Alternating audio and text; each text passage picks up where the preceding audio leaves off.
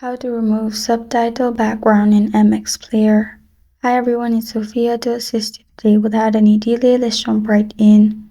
First, open MX Player on your device and click on the video you want to remove subtitle from. Then you'll find subtitle option with square shape beside music and HW. Click on it and then click on customization. Make sure there is no tick mark in background. After there's no tick mark in background, simply go back and restart MX Player. After you restart MX Player, click on the same video you removed subtitle from and you're good to go. That's how you remove subtitle background in MX Player.